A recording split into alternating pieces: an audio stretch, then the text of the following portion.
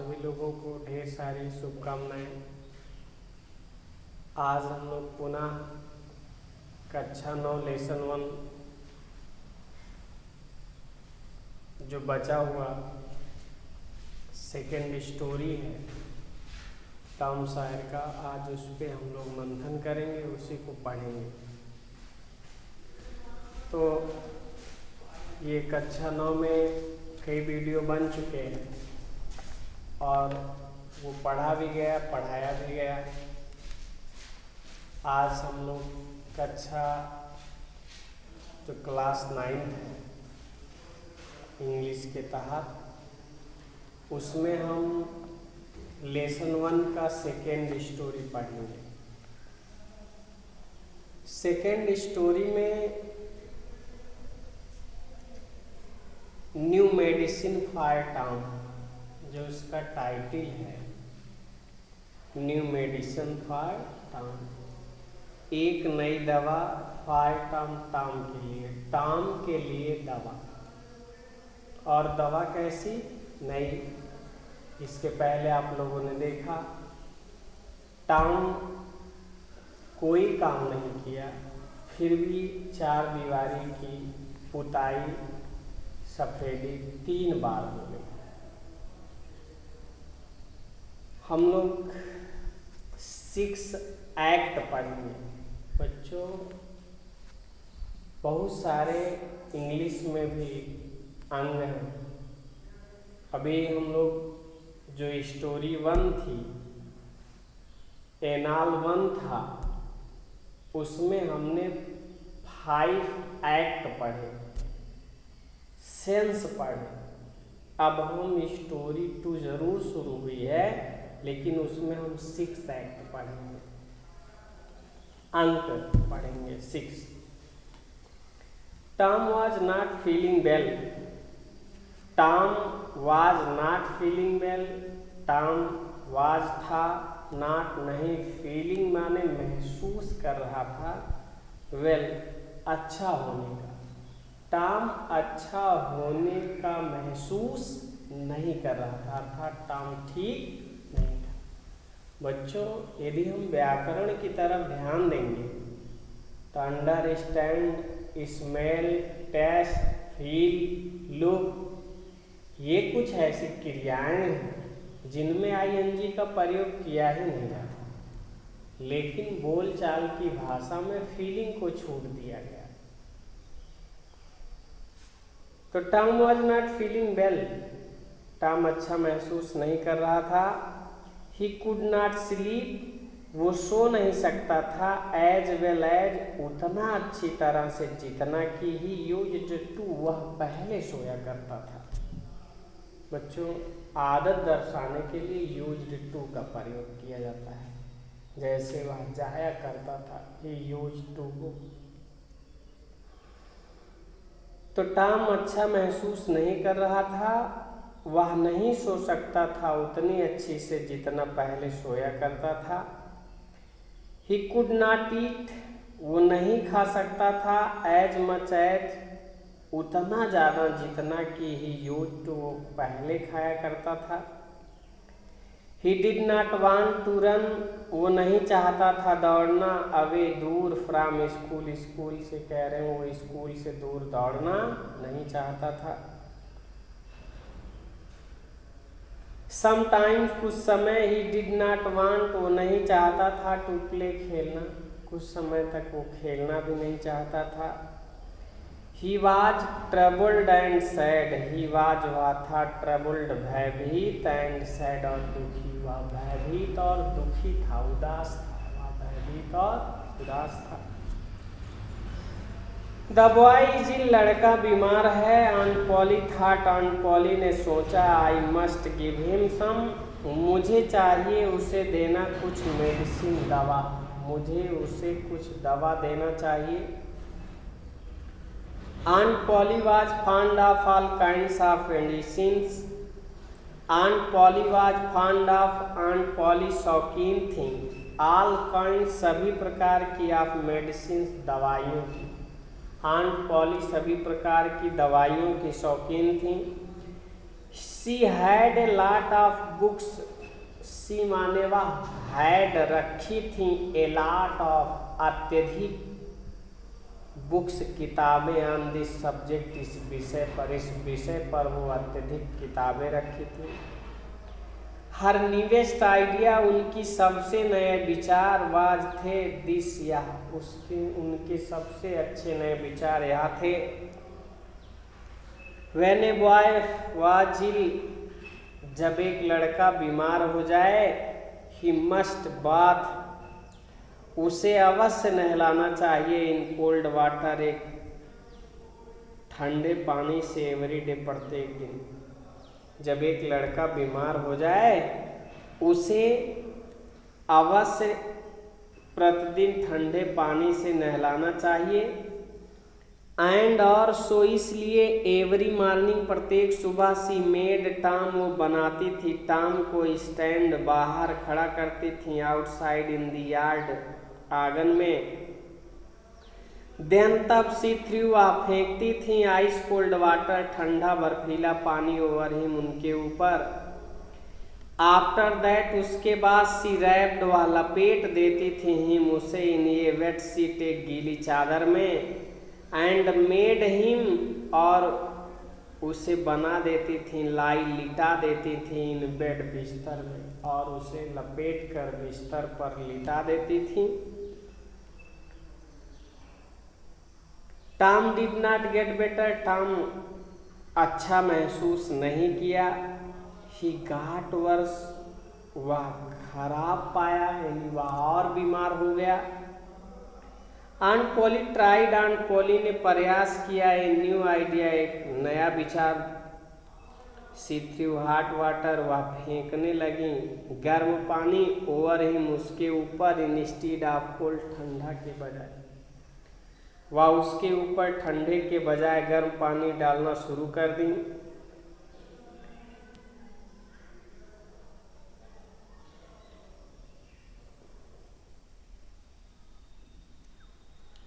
That did not help Tom either, कह रहे वह भी टॉम की सहायता नहीं किया, अर्थात उस विधि से टॉम ठीक नहीं हुआ। एट दिस टाइम, इस समय, aunt Polly heard, aunt Polly ने सुना अबाउट ए न्यू मेडिसिन, एक नई दवा के बारे में। It was called pain killer, यह दर्दनाशक दवा कहकर पुकारी जाती थी। इट हैड द टेस्ट, यह स्वाद रखती थी, या फायर, आग जैसा यह स्वाद रखती थी। ऑल दी सेम, पूरा समय, aunt Polly made Tom drink it, aunt Polly Tom को इसे पिलाती थी। 3 स्पूनफुल वाटर ईच मील, 3 चम्मच भर प्रत्येक भोजन के बाद। टॉम हेटेड इट, टॉम इससे घृणा करता था।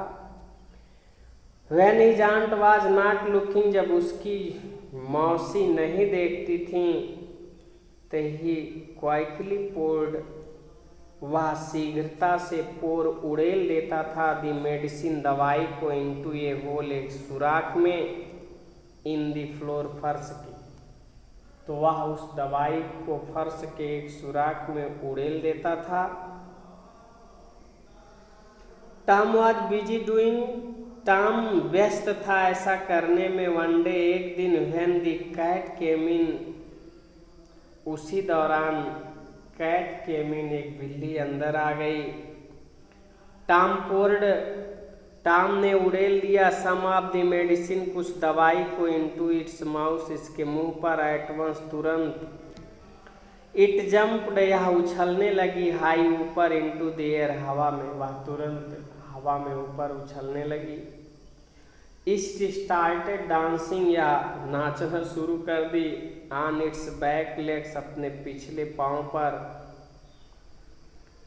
It rushed about the room, it माने वाह, बच्चों यहाँ इट व्याकरण में छोटे मोटे जीवों को निर्जीव की श्रेणी में रखा गया। यहाँ तक कि काऊ, एलिफेंट, इनकी श्रेणी इंसेक्ट्स की मानी जाती है, इस वजह से इनके साथ भी इट का प्रयोग किया जाता है।